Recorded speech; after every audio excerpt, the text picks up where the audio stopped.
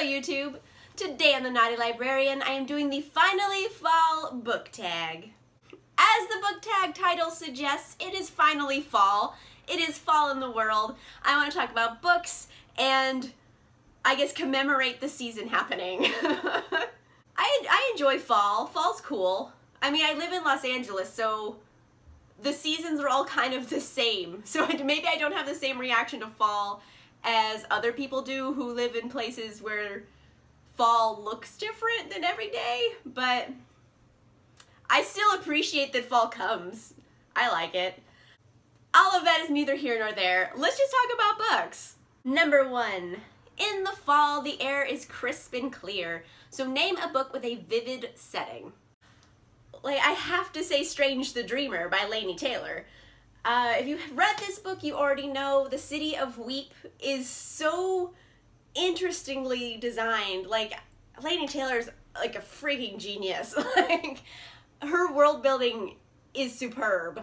The city of Weep, it is basically kind of a magical and lost city, and it has a giant like angel statue that floats above it, and then like this city lives there under this big giant shadow of this like angel spaceship. I can't even describe it, it's so weird, but it's so good. So as far as vivid settings go, I'm going to say Strange the Dreamer.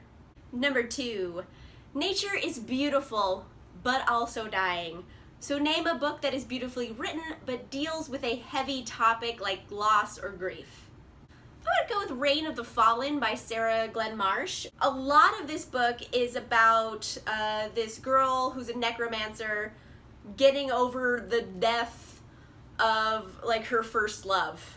And a lot more of this book was focused on grief than it was on necromancy, in my opinion. So that's kind of why I was like concerned with what I was getting out of this book. But that's neither here nor there.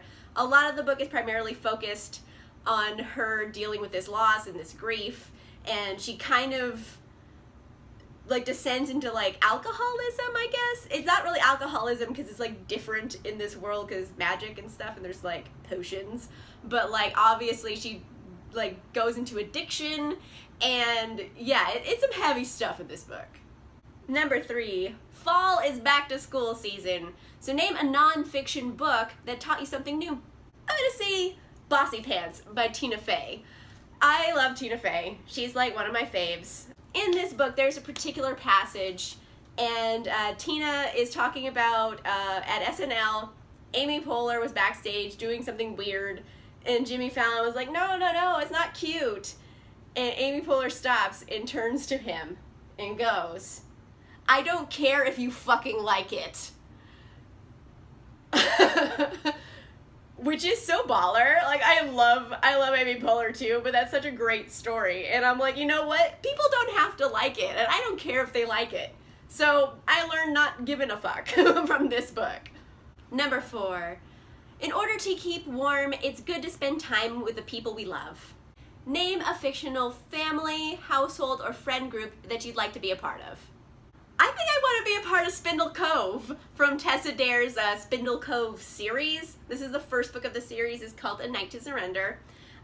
Spindle Cove, the colloquialism is Spinster Cove. It's basically full of women who don't fit in the Regency era. So they're very opinionated, they're smart, they don't want to marry just because someone's telling them they need a man in their lives. They're very independent. And also they have like cool scheduled activities every day. That's always fun. It's like a running joke throughout the book. It's like Monday they do something, and Tuesday is garden day, and Wednesday is sea bathing, and Thursday they go shooting. So they're really fun. There are a lot of really eccentric and smart and independent and cool ladies. So I think I would want to hang out with the Spindle Cove ladies. They're pretty cool. Number 5. The colorful leaves are piling up at the ground, so show us a stack of fall-colored spines. Here is my stack of fall spines. I feel like a good color for fall is like orangey yellow and red, so like orange red and orange yellow and regular orange, those are my fall colors. It's always orange, okay? So here is a bunch of orange books. Love in Other Words by Christina Lauren. The Fiery Heart by Rochelle Mead, Poison Princess by Cresley Cole, Far from the Tree by Robin Benway. This one gets double points because it's also covered in leaves. The Trials of Apollo, The Hidden Oracle by Rick Riordan, Soundless, also by Rochelle Mead. Last but not least, I have The Martian by Andy Weir. So yay, fall colors! Number 6. Fall is a perfect time for storytelling by fireside. Name a book where somebody is telling a story. Definitely The Bone Witch by Rin Chiapeko. The whole story is told by the main character Tia telling her story to like a bard who's like writing it down. And a lot of the story is told through flashbacks to the past, but it's basically being told to him right now. Like, this is the story she's telling. So basically the whole thing is her telling a story.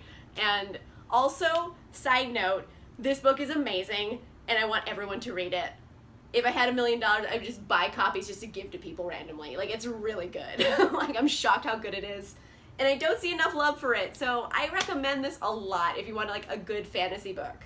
Number 7, The Nights Are Getting Darker, so share a dark, creepy read. I'm gonna say The Monsterologist by Rick Yancey. And technically it is middle grade, but it is like the most adult middle grade book I have ever read in my life. Like, it is so violent. Like, people are just getting eviscerated like every other page. Like, it is super gory. And I wouldn't recommend it to like young kids. It's pretty gory. Like, overly gory, I'll say. But like, I'm an adult, so I enjoyed it quite a bit. But it's about a monsterologist, which is basically a guy who studies monsters and has to, you know, kill the monsters sometimes when they get out of hand. And the narrator of the story is a 12-year-old boy named Will Henry, and he's kind of the long-suffering assistant to the monsterologist, and it's really good, actually. I like it quite a bit. Number 8, The Days Are Getting Colder. Name a short and heartwarming read that could warm up someone's cold and rainy day. Coming in at 293 pages, I'm gonna say Royals by Rachel Hawkins. It's short, it's sweet, it's sappy, but like the best kind of sappy. It's also really funny, and it's a rom-com, and I like this way more than I thought I was gonna like it. Like, I thought I was gonna average like it, and I like this above average. It was pretty good, actually. It's a super quick read, and it's also just like funny. Like, it's lighthearted. It is lighthearted, and I really enjoy the main character. Her voice is very unique and funny and sarcastic, and it's really good. If you just want a quick read to knock out and like make you happy, I recommend. Number 9, Fall returns every year. Name an old favorite you'd like to return to soon. This is a really hard question for me because as much as I'd like to be the person who rereads books, I never reread books. Like, I have way too many books to read to reread something I've already read. But I have been thinking about this one book recently. I don't know why, I just started thinking about it again. I've been thinking a lot about Miss Misery by Andrew Greenwald. I don't know why. I read this like, oh gosh, probably 12 years ago. I read this a long time ago. And I really liked it then, but I wonder how I would like it now that I'm like a full adult. It takes place during the MySpace age. So they go on MySpace a lot in this book, so it kind of dates itself.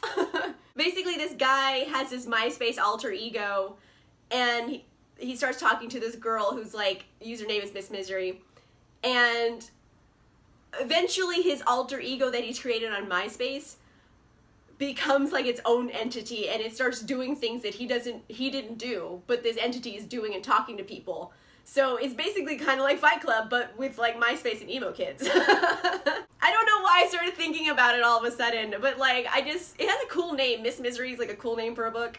I just remember reading it a long time ago when I was a kid and just like loving it. So yeah, I don't really remember a lot of what it's about. I remember like the basic plot of it, but other than that, like nothing. There's no memories. Number 10, fall is a perfect time for cozy reading nights. Share some of your favorite cozy reading accessories. Like I mentioned earlier, I live in Los Angeles. It does get cold here, but it doesn't get like cold here. Like, it doesn't snow. It doesn't get that cold. But it does get down to like the 30-something degree at night. Like, it does get cold.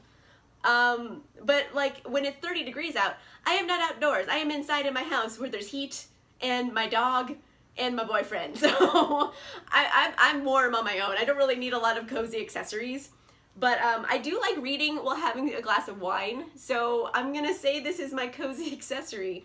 Because like, when I'm having a glass of wine and reading a book, that's like Amanda relax time. So I'm gonna go with a glass of wine. Number 11, spread the autumn appreciation and tag some people.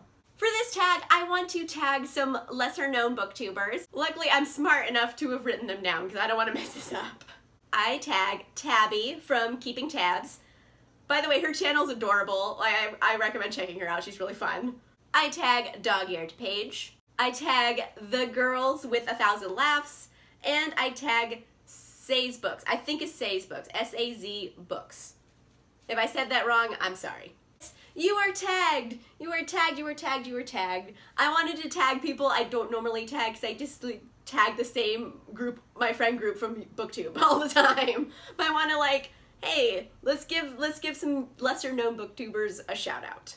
Let me know in the comments down below if you have any different answers to these questions. Which books of these have you read and not read? Like, just let me know in the comments down below. Let's talk about books. If you like this video, make sure you give it a like. And if you want to see more videos, make sure you subscribe. And I'll see you guys soon. Bye!